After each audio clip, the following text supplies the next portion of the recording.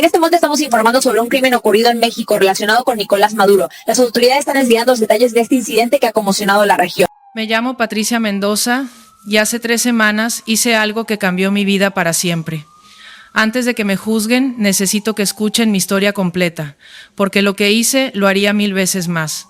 Todo comenzó hace 18 años, en una pequeña ciudad del estado Zulia, en Venezuela. Yo tenía 23 años y estaba recién casada con el hombre más bueno que he conocido en mi vida. Se llamaba Andrés. Era maestro de escuela primaria, le encantaba enseñar matemáticas a los niños, decía que los números eran el lenguaje secreto del universo, que cada ecuación era como un poema escondido esperando ser descubierto. Vivíamos en una casita humilde cerca de la escuela donde él trabajaba.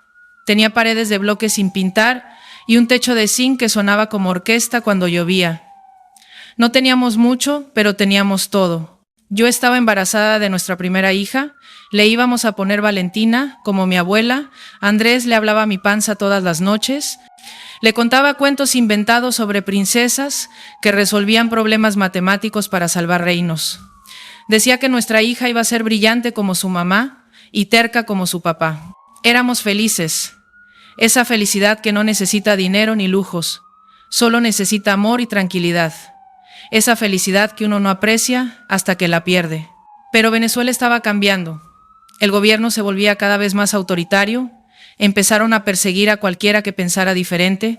Las noticias hablaban de desapariciones, de presos políticos, de familias destrozadas, pero nosotros pensábamos que eso les pasaba a otros, a los políticos, a los activistas, a los que se metían en problemas, no a la gente común como nosotros. Andrés nunca fue político, pero tenía algo que el régimen odiaba: dignidad. Se negaba a obligar a sus alumnos a cantar consignas del partido. Decía que la escuela era para aprender, no para adoctrinar. Que los niños merecían pensar por sí mismos. Algunos padres lo adoraban por eso, otros lo miraban con miedo, como si fuera un loco jugando con fuego. Un día llegó a la escuela un funcionario del gobierno. Un hombre gordo con camisa roja y cadenas de oro. Quería que Andrés firmara un documento diciendo que apoyaba al régimen, que se comprometía a incluir contenido político en sus clases. Andrés se negó, simplemente dijo que él era maestro no militante, que respetaba a todos sus alumnos sin importar lo que pensaran sus padres, que su trabajo era enseñar matemáticas, no ideología. El funcionario se fue furioso. Le dijo a Andrés que se iba a arrepentir, que nadie le decía que no al gobierno, que los maestros rebeldes terminaban dando clases en el infierno. Esa noche, mientras cenábamos arepa con queso, Andrés estaba preocupado. Me dijo que había visto a unos hombres vigilando la escuela, hombres con chaquetas negras y radios, hombres que no parecían padres de familia ni vecinos del barrio. Yo le dije que tal vez estaba exagerando, que nadie iba a hacerle nada a un simple maestro de primaria, que el funcionario solo estaba fanfarroneando para asustarlo. Me equivoqué. Y ese error me persigue cada día de mi vida. 3 días después, a las 4 de la mañana tumbaron la puerta de nuestra casa. El ruido fue como una explosión. Yo desperté gritando, sin entender qué pasaba. Eran 6 hombres armados con fusiles y pistolas. No traían uniforme, pero actuaban como militares. Gritaban, insultaban, rompían todo. Tiraron los muebles, vaciaron los cajones, destrozaron los pocos recuerdos que teníamos. Yo estaba en camisón, con mi panza de 7 meses. Temblaba de miedo. Andrés se puso delante de mí para protegerme. Les dijo que se calmaran, que no teníamos nada que esconder, que debía haber un error. Pero ellos no querían escuchar. Querían sangre. El que mandaba era un hombre alto, con bigote grueso y ojos fríos como piedras. Hablaba con acento de Caracas. Tenía una cicatriz que le cruzaba la ceja izquierda, como si alguien le hubiera cortado la cara con un cuchillo hace mucho tiempo. Ese rostro se me quedó grabado para siempre, lo veo cada noche cuando cierro los ojos. Lo veo cuando me miro al espejo. Lo veo en las pesadillas que no me dejan descansar. Se llevaron a Andrés. Lo arrastraron en calzoncillos hasta una camioneta negra sin placas. Él me miraba con los ojos llenos de lágrimas, pero no gritaba ni suplicaba. Solo me dijo: te amo, Patricia. Cuida a nuestra hija. Esas fueron sus últimas palabras. Yo grité, supliqué, me arrodillé en el piso, les rogué que me dijeran a dónde lo llevaban, qué había hecho, cuándo lo iban a soltar. Uno de ellos, un tipo flaco con cara de rata, me pateó el estómago. Caí al suelo retorciéndome de dolor. Sentí algo caliente entre las piernas. Sangre. Mi hija. Mi Valentina. Lo último que vi fue la cara de mi esposo mirándome desde la camioneta mientras yo me desangraba en el piso de mi propia casa. Después todo se volvió negro. Esa madrugada perdí a mi hija. Valentina nunca llegó a nacer. Los vecinos me encontraron inconsciente en un charco de sangre. Me llevaron al hospital en una camioneta vieja porque las ambulancias nunca llegaban a nuestro barrio. Los doctores hicieron lo que pudieron, pero ya era demasiado tarde. En una sola noche perdí a mi esposo, a mi hija y mi capacidad de volver a ser madre. Los médicos dijeron que el daño interno era irreparable, que nunca podría tener hijos, que debía sentirme afortunada de estar viva. Afortunada. Esa palabra me pareció una burla cruel. Durante semanas busqué a Andrés en todas partes. Iba a comisarías, cuarteles, oficinas de gobierno. Me formaba durante horas bajo el sol para hablar con funcionarios que me miraban con desprecio. Nadie sabía nada. Nadie había visto nada. No había registro de su arresto. No había orden judicial. No había expediente. Mi esposo simplemente había desaparecido, como si nunca hubiera existido. Como si nuestro matrimonio, nuestra casita, nuestros sueños, todo hubiera sido un invento de mi imaginación. Conocí a otras familias que buscaban a sus desaparecidos, madres que buscaban a sus hijos, esposas que buscaban a sus maridos, hermanos que buscaban a sus hermanas. Todos teníamos la misma mirada, ojos hundidos, rostros demacrados, corazones rotos. Nos reuníamos en secreto para compartir información, para consolarnos, para no volvernos locos. Pero lo que más recuerdo de esos días es el silencio. El silencio de los vecinos que dejaron de saludarme por miedo a que los asociaran conmigo. El silencio de los amigos que desaparecieron de mi vida. El silencio de las autoridades que se negaban a responder mis preguntas. El silencio de una sociedad que había aprendido a mirar hacia otro lado. Hasta que un día, 2 meses después, recibí una llamada anónima. Una voz de mujer, temblorosa y asustada, me dijo que fuera al río Catatumbo, cerca de la frontera con Colombia, que buscara debajo del puente viejo, que llevara algo para identificar a mi esposo. Después colgó. No dormí esa noche. A las 5 de la mañana salí de mi casa con una foto de Andrés en el bolsillo, tomé 3 autobuses y caminé por el monte durante horas. El calor era insoportable y los mosquitos me comían viva, pero no me importaba. Necesitaba saber la verdad, aunque esa verdad me destruyera. Llegué al puente viejo cuando el sol estaba en lo más alto. Era un puente de concreto abandonado, lleno de grafitis y basura. Debajo había un barranco cubierto de maleza. El olor me golpeó antes de ver nada. Un olor dulce y podrido que se me metió en la nariz y no me dejó respirar. Y ahí, entre la maleza y los escombros, encontré una fosa común. Había más de 20 cuerpos en diferentes estados de descomposición. Algunos eran solo huesos. Otros todavía tenían ropa, pelo, rasgos reconocibles. Las moscas zumbaban por todas partes. Los buitres volaban en círculos esperando su turno. Vomité hasta que no me quedó nada en el estómago. Lloré hasta que no me quedaron lágrimas, pero no me fui. Revisé cada cuerpo, uno por uno, buscando a mi Andrés. Tardé horas. El sol se puso y tuve que usar la linterna de mi teléfono para seguir buscando. Reconocí a Andrés por su anillo de bodas, el mismo anillo que yo le había puesto en el dedo 3 años antes, prometiéndole amor eterno. El anillo estaba sucio y oxidado, pero las iniciales grabadas seguían ahí, A y P, Andrés y Patricia, para siempre. Su cuerpo tenía marcas de tortura. Le habían arrancado las uñas de las manos, le habían quemado la piel con cigarrillos, le habían roto todos los dedos uno por uno. Esas manos que escribían ecuaciones en el pizarrón para que los niños aprendieran, esas manos que acariciaban mi pelo cuando estaba triste, esas manos que sentían las pataditas de nuestra hija a través de mi panza. También le habían sacado los ojos. Esos ojos café que me miraban con tanto amor, esos ojos que se iluminaban cuando hablaba de sus alumnos, esos ojos que fueron lo último que vi antes de que se lo llevaran. No sé cuánto tiempo estuve ahí, abrazando lo que quedaba de mi esposo. Horas, tal vez. Cuando finalmente me levanté, algo había cambiado dentro de mí. La Patricia que era, la mujer alegre que soñaba con ser madre y envejecer junto a su esposo, esa Patricia fue enterrada junto con Andrés en esa fosa anónima. La mujer que salió de ese barranco era otra persona, una persona vacía por dentro, una persona que solo tenía una razón para seguir viviendo: justicia. Durante años investigué en secreto. Quería saber quién había dado la orden, quién era el hombre de la cicatriz que se había llevado a mi esposo. Hablé con otros familiares de desaparecidos. Junté testimonios, fotografías, documentos.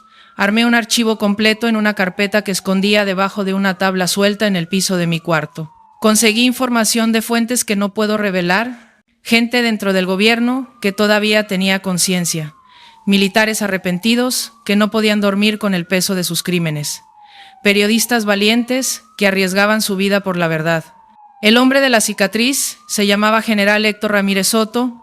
Era el jefe de una unidad especial del ejército venezolano dedicada a eliminar opositores, una unidad que no existía en ningún organigrama oficial, una unidad fantasma que operaba en las sombras, secuestrando, torturando y asesinando a cualquiera que el régimen considerara una amenaza. Le decían el limpiador porque hacía desaparecer a las personas sin dejar rastro, como si fueran manchas que había que borrar. Era responsable de al menos 200 desapariciones forzadas solo en el estado Zulia, 200 familias destruidas, 200 historias como la mía. Pero tocarlo era imposible. Estaba protegido por el más alto nivel del gobierno. Era amigo personal de ministros y generales. Vivía en una mansión en Caracas, con guardaespaldas las 24 horas. Tenía impunidad total. Podía matar a quien quisiera y nadie le decía nada. Yo seguí investigando, pero sabía que la justicia nunca llegaría. No en Venezuela, no mientras ese régimen siguiera en el poder. Los tribunales estaban controlados, los fiscales eran títeres, los jueces tenían miedo. Denunciar a alguien como Ramírez Soto era una sentencia de muerte. Pensé muchas veces en matarlo yo misma. Soñaba con entrar a su mansión y clavarle un cuchillo en el corazón. Pero sabía que era imposible. No tenía armas, no tenía entrenamiento, no tenía acceso, solo tenía rabia. Y la rabia no alcanza para vencer a un monstruo con ejército propio. En 2019 decidí salir del país. Ya no me quedaba nada en Venezuela. Mi mamá había muerto de cáncer 2 años antes, sin poder pagar el tratamiento porque no había medicinas. Mi papá la siguió 6 meses después, de tristeza según los doctores, de corazón roto según yo. No tenía hermanos, no tenía hijos, no tenía esposo, solo tenía una carpeta llena de documentos y un odio que me quemaba por dentro. Crucé la frontera hacia Colombia caminando, como millones de venezolanos. Caminé durante 3 días por trochas llenas de barro, durmiendo en el monte, comiendo lo que podía. Llegué a Cúcuta con una mochila, $300 que había ahorrado durante años y la carpeta con mi investigación. De Cúcuta viajé en autobuses hasta Ciudad de México.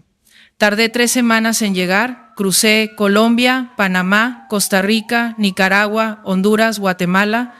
En cada país veía a otros venezolanos haciendo el mismo camino. Familias enteras huyendo de la pesadilla, niños llorando de hambre, ancianos arrastrando maletas rotas. Un éxodo de millones de personas que lo habían perdido todo. México me recibió con los brazos abiertos. Encontré trabajo limpiando casas en la colonia Polanco, señoras ricas que necesitaban a alguien que les lavara la ropa, les cocinara, les cuidara a los niños. No era el trabajo de mis sueños, pero era honesto y me permitía sobrevivir. Luego conseguí un puesto como empleada doméstica de planta en un departamento de lujo en Santa Fe. Mis patrones eran una pareja joven, empresarios los dos, que viajaban mucho por trabajo, me trataban con respeto. Me pagaban bien, me dieron un cuarto propio con baño y televisión. Por primera vez en años sentí algo parecido a la paz, pero nunca olvidé. Cada noche, antes de dormir, miraba la única foto que conservaba de Andrés. Una foto de nuestra boda, los dos sonriendo frente a la iglesia, sin saber lo que nos esperaba. Y le prometía que algún día habría justicia, que no iba a morir sin ver a su asesino pagar por lo que hizo. Los años pasaron. Me adapté a mi nueva vida. Aprendí a hablar como mexicana, a usar palabras como órale y chido y qué onda. Aprendí a cocinar tacos y enchiladas y mole. Aprendí a navegar el metro y los peceros y el tráfico imposible de esta ciudad. Aprendí a querer a México como mi segunda patria, pero siempre fui venezolana por dentro. Siempre llevé a mi país en el corazón, con todo su dolor y su tragedia. Seguía las noticias de Venezuela como quien sigue una telenovela que no termina nunca. Cada vez que veía al dictador en televisión, sentía que la sangre me hervía.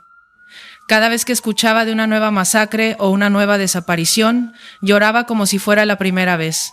Y seguía guardando mi carpeta.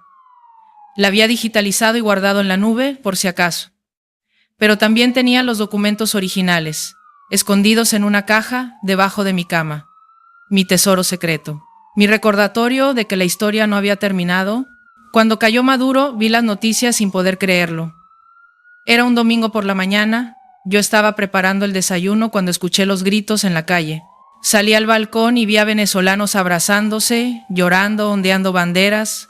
Prendí la televisión y vi las imágenes de Caracas, la gente en las calles celebrando, los presos políticos siendo liberados, las familias reuniéndose después de años de separación.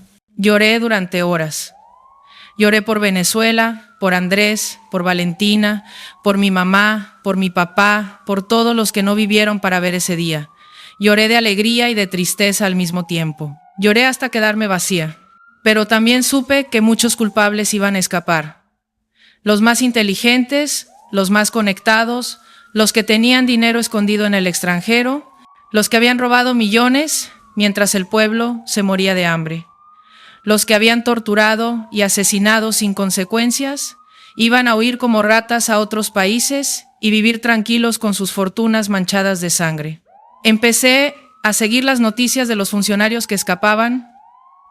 Algunos iban a Cuba, otros a Nicaragua, otros a Rusia, pero muchos venían a México.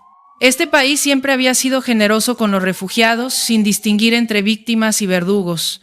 Para la ley mexicana, un venezolano era un venezolano sin importar si había sido torturado o torturador. Y entonces ocurrió algo que cambió todo. Algo que solo puedo describir como destino, o justicia divina, o la mano de Andrés desde el más allá, guiándome hacia donde tenía que estar. Era un jueves por la mañana, hace un mes. Yo estaba haciendo las compras en un supermercado de Santa Fe. Mis patrones estaban de viaje y me habían dejado dinero para la despensa. Caminaba por el pasillo de las frutas, buscando aguacates maduros para hacer guacamole, cuando lo vi, un hombre mayor con el pelo canoso y barriga de rico, comprando manzanas. Estaba vestido con ropa cara, pantalón de lino y camisa de marca.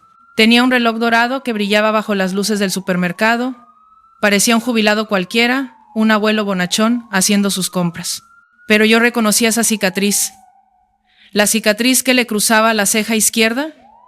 La cicatriz que había visto aquella madrugada cuando se llevaron a mi esposo. La cicatriz que aparecía en mis pesadillas desde hacía 18 años. Era él.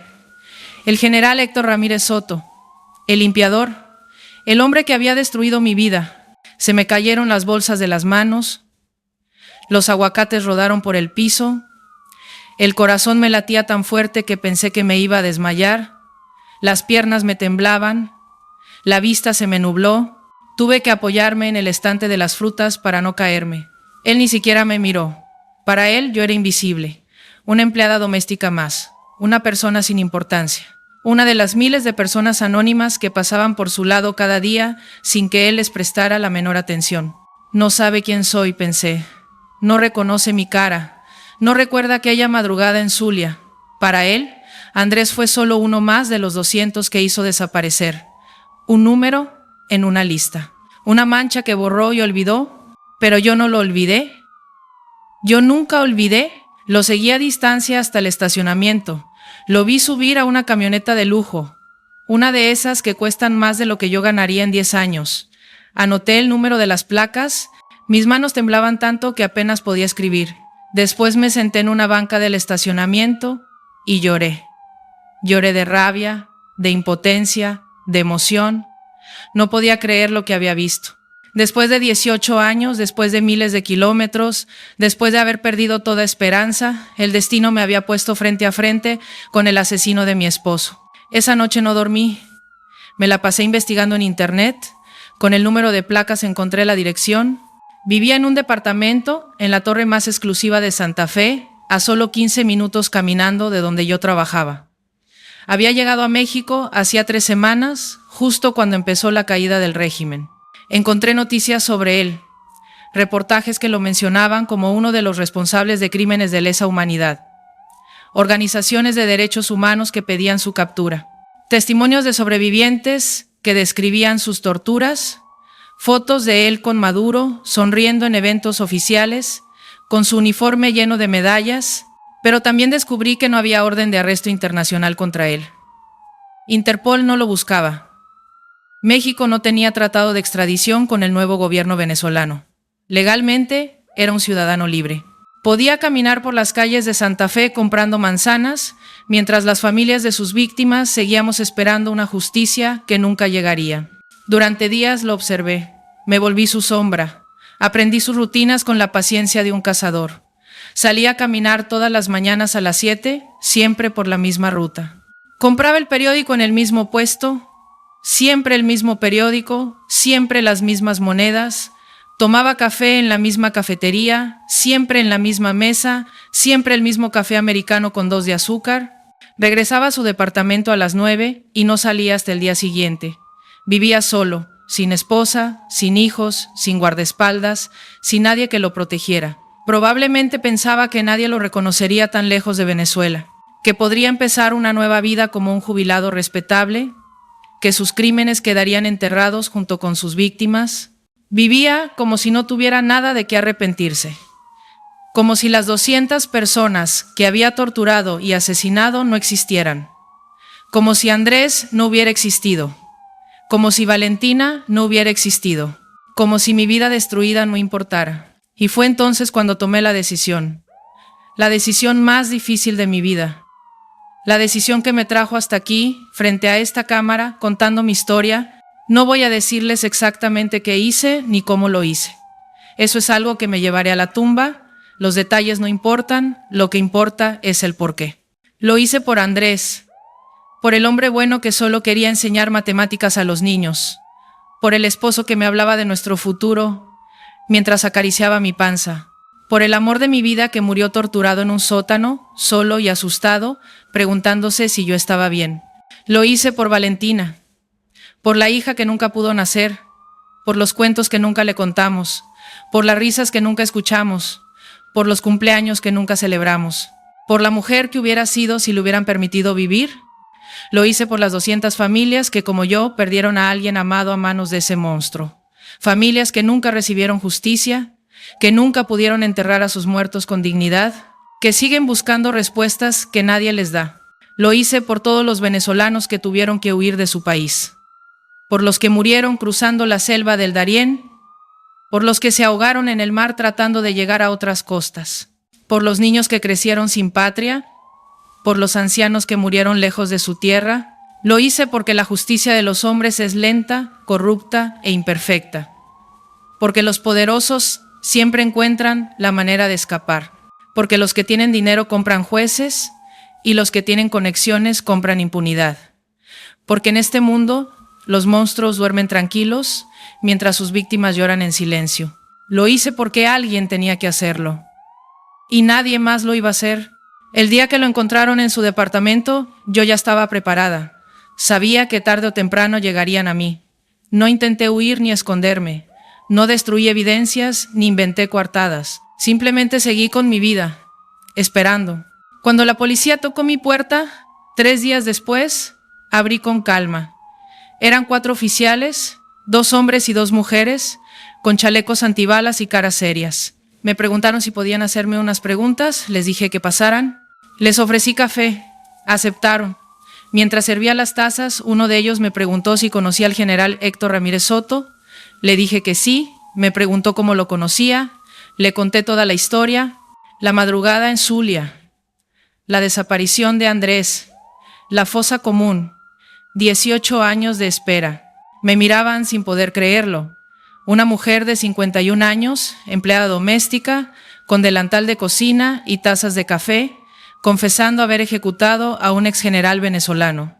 Seguramente pensaban que estaba loca, o que estaba protegiendo a alguien más, o que era una trampa, pero yo estaba perfectamente cuerda, más cuerda que nunca en mi vida. Les mostré mi carpeta, las fotos, los documentos, los testimonios. Les expliqué quién era Ramírez Soto, qué había hecho, cuántas personas había matado. Les di nombres, fechas, lugares, todo lo que había investigado durante 18 años. Uno de los oficiales, el más joven, se tuvo que sentar. Estaba pálido. Me dijo que nunca había escuchado algo así, que parecía una película de esas que pasan en Netflix. Le dije que ojalá fuera una película, que las películas tienen finales felices, que mi historia no tiene final feliz, solo tiene un final. Me arrestaron esa tarde. Me esposaron con delicadeza, casi con respeto.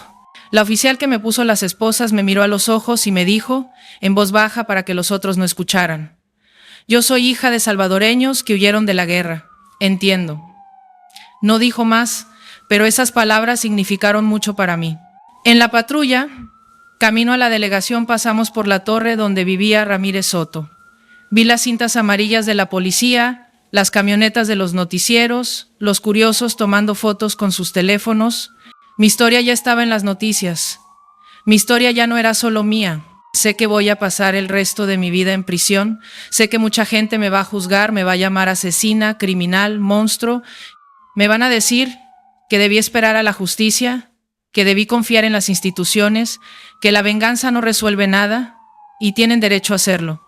Yo misma me he juzgado 1000 veces, pero también sé que hay otras familias, en Venezuela, en Colombia, en México, en todas partes del mundo, que hoy pueden cerrar un capítulo, que saben que al menos uno de los verdugos ya no respira el mismo aire que nosotros, que hay un poco de justicia en este mundo injusto. He recibido cartas en la cárcel, cartas de familias venezolanas que perdieron a alguien a manos de Ramírez Soto. Me agradecen. Me dicen que soy una heroína. Me dicen que hice lo que ellos soñaban hacer, pero nunca pudieron. Me dicen que ahora pueden dormir un poco mejor. También he recibido cartas de odio. Gente que me llama asesina y pide la pena de muerte para mí. Gente que dice que soy igual de mala que él. Gente que no entiende, que no puede entender lo que es vivir 18 años con un agujero en el pecho donde debería estar el corazón. Dicen que la venganza no trae paz, que solo perpetúa el ciclo de violencia, que los muertos no regresan por más sangre que se derrame. Y tal vez tengan razón. Andrés no va a volver, Valentina no va a nacer, mi vida no se va a reconstruir. Pero yo les pregunto, ¿qué harían ustedes? Si el hombre que torturó y asesinó al amor de su vida apareciera un día frente a ustedes comprando manzanas como si nada, ¿qué harían? Si supieran que ese hombre va a morir de viejo, tranquilo en su cama, rodeado de lujos comprados con dinero robado, sin pagar nunca por sus crímenes, ¿qué harían? ¿Esperarían a una justicia que nunca llega? ¿Confiarían en instituciones que protegen a los poderosos? ¿Se irían a dormir cada noche sabiendo que el asesino de su familia está a 15 minutos de distancia, viviendo mejor que ustedes? Yo sé lo que hice, y si pudiera volver atrás, lo haría exactamente igual. La reportera María Fernanda Solís, del Noticiero de la Noche, fue la primera en dar la noticia. Apareció frente a la torre de departamentos de Santa Fe, con las luces de las patrullas detrás de ella, y dijo estas palabras que se hicieron virales: Buenas noches, México. Una historia que parece sacada de una película, pero que es terriblemente real. En este lujoso edificio de la colonia Santa Fe fue encontrado sin vida el general Héctor Ramírez Soto, un exfuncionario del régimen venezolano, acusado de graves violaciones a los derechos humanos, incluyendo más de 200 desapariciones forzadas. La principal sospechosa es una mujer venezolana de 51 años que trabajaba como empleada doméstica en la zona. Según fuentes policiales, la mujer confesó el crimen y declaró que el general fue responsable de la desaparición y muerte de su esposo hace 18 años. Esta noche, la justicia, la venganza y el dolor se entrelazan en una historia que ha conmocionado a 2 naciones. Desde Santa Fe, María Fernanda Solís, para el Noticiero de la Noche. Me llamo Patricia Mendoza, tengo 51 años, nací en Venezuela, pero México se convirtió en mi hogar. Soy viuda desde hace 18 años, perdí a mi única hija antes de que naciera, trabajé como empleada doméstica para sobrevivir. Nunca tuve mucho dinero, ni muchos amigos, ni mucha suerte, pero tuve un gran amor. Un hombre bueno llamado Andrés, que me enseñó que los números son poesía y que el amor verdadero existe. Y tuve un gran dolor. Un dolor que me acompañó cada día, cada hora, cada minuto durante 18 años. Y hace 3 semanas, en un departamento de lujo en Ciudad de México, cerré el capítulo más oscuro de mi vida. No les pido que me perdonen, no les pido que me entiendan, no les pido que me aplaudan ni que me condenen. Solo les pido que antes de juzgarme, piensen en lo que ustedes harían en mi lugar. Porque todos tenemos un límite. Todos tenemos un punto donde la paciencia se acaba y el dolor se convierte en acción. Todos tenemos un momento donde dejamos de ser víctimas y decidimos tomar el control de nuestra historia. El mío llegó hace 3 semanas, en el pasillo de frutas de un supermercado de Santa Fe, cuando vi esos ojos fríos que me habían quitado todo. Esos ojos que no me reconocieron, esos ojos que habían visto sufrir a cientos de personas sin sentir nada. Esos ojos que ya no van a ver nunca más. Y ahora por fin puedo descansar. Por fin puedo dormir sin pesadillas. Por fin puedo mirar la foto de Andrés sin sentir que le fallé. Por fin puedo hablarle a Valentina y decirle que su papá ya tiene justicia. No sé qué me depara el futuro. Probablemente una celda pequeña y años de juicios y abogados y titulares de periódico. Probablemente el desprecio de muchos y la admiración secreta de otros. Probablemente el olvido, que es el destino de todos al final. Pero eso ya no importa. Lo que importa es que hice lo que tenía que hacer. Lo que importa es que cumplí la promesa que le hice a Andrés aquella noche cuando lo vi por última vez en la camioneta negra. Lo que importa es que mi historia, nuestra historia, ya no está en silencio y hay algo que no les he contado todavía. Algo que pasó en los días entre que lo vi en el supermercado y que todo terminó. Algo que casi me hace cambiar de opinión. Fue un martes por la noche, una semana antes de que todo pasara. Yo estaba en mi cuarto, revisando por 1000ª vez los documentos de mi carpeta, cuando sonó mi teléfono. Era un número desconocido con código de Venezuela. Dudé en contestar, pero algo me dijo que debía hacerlo. Era una mujer, se llamaba Carmen. Me dijo que era la hermana de uno de los desaparecidos del estado Zulia, que había visto mi nombre en unos documentos filtrados del nuevo gobierno, que sabía que yo había estado investigando a Ramírez Soto durante años, que necesitaba hablar conmigo. Le pregunté cómo había conseguido mi número. Me dijo que eso no importaba, que lo importante era lo que tenía que decirme. Carmen me contó su historia. Su hermano Miguel había sido estudiante universitario en Maracaibo. Estudiaba ingeniería y soñaba con construir puentes. Un día organizó una protesta pacífica en su facultad. Nada violento, solo pancartas y consignas pidiendo libertad. Esa noche, los hombres de Ramírez Soto se lo llevaron. Tenía 22 años, nunca lo volvieron a ver. Pero Carmen me contó algo más, algo que yo no sabía. Me dijo que después de la caída de Maduro, el nuevo gobierno había abierto los archivos secretos de las unidades de represión, miles de documentos que detallaban cada operación, cada víctima, cada orden, y en esos archivos Carmen había encontrado el expediente de su hermano. Y también había encontrado el expediente de Andrés. Se me heló la sangre. Le pedí que me contara todo, que no me ocultara nada por más terrible que fuera.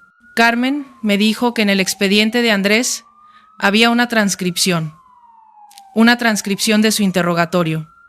48 horas de preguntas, golpes, descargas eléctricas, 48 horas en las que mi esposo fue torturado sin piedad, sin descanso, sin misericordia. Le pregunté qué decía la transcripción. Carmen se quedó callada un momento, después me dijo que Andrés nunca habló. Que le preguntaron por nombres de opositores, por células de resistencia, por planes de conspiración, que le exigieron que delatara a sus colegas, a sus amigos, a sus vecinos, que le prometieron que lo dejarían ir si cooperaba, pero Andrés nunca dijo una palabra, ni un nombre, ni una dirección, ni una pista. Los torturadores estaban frustrados. En la transcripción se leía cómo discutían entre ellos, cómo se preguntaban por qué ese maestro de pueblo no hablaba, cómo sospechaban que debía ser alguien importante para aguantar tanto, pero Andrés no era nadie importante. Era solo un hombre bueno que se negaba a traicionar a otros. Un hombre que prefirió morir antes que causar el sufrimiento de otra familia. Carmen me leyó las últimas líneas de la transcripción. Las últimas palabras que Ramírez Soto le dijo a mi esposo antes de dar la orden final. Eres un imbécil. Pudiste haber salido de aquí, pudiste haber vuelto con tu esposa embarazada, pero preferiste proteger a gente que ni siquiera sabe tu nombre. Muérete entonces, maestro de mierda.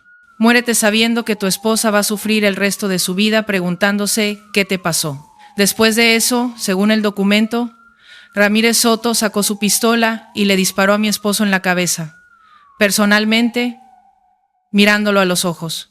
Cuando Carmen terminó de leer, yo no podía hablar, no podía respirar, no podía pensar. Todo lo que había imaginado durante 18 años era peor de lo que pensaba, pero también había algo más, algo que me llenó de un orgullo terrible y doloroso. Mi Andrés murió como un héroe, murió protegiendo a inocentes, murió sin rendirse, sin quebrarse, sin traicionar sus principios, murió siendo el hombre bueno que siempre fue. Carmen me preguntó qué iba a hacer con esa información. Le dije que no sabía. Era mentira. Ya sabía exactamente lo que iba a hacer, pero no podía decírselo a una desconocida por teléfono. Antes de colgar, Carmen me dijo algo que nunca voy a olvidar. Me dijo: Patricia, yo sé lo que estás pensando. Yo pensé lo mismo durante años. Pero la venganza no te va a devolver a tu esposo. Solo te va a quitar lo único que te queda, tu libertad. Le agradecí el consejo, le dije que lo iba a pensar. Después colgué y me quedé mirando el techo de mi cuarto durante horas. Carmen tenía razón, por supuesto. La venganza no me iba a devolver a Andrés, no iba a resucitar a Valentina, no iba a reconstruir los 18 años que me robaron. La venganza solo iba a destruir lo poco que había logrado construir en México. Mi trabajo, mi tranquilidad, mi libertad, pero había algo que Carmen no entendía, algo que nadie puede entender si no lo ha vivido. Yo ya no tenía libertad. Llevaba 18 años presa en una cárcel invisible, una cárcel hecha de recuerdos, de pesadillas, de rabia contenida. Cada día que pasaba sabiendo que el asesino de mi esposo estaba libre, era un día más de condena. Cada noche que cerraba los ojos y veía la cara de Ramírez Soto, era una noche más en mi celda. La verdadera prisión no es la que tiene barrotes y guardias.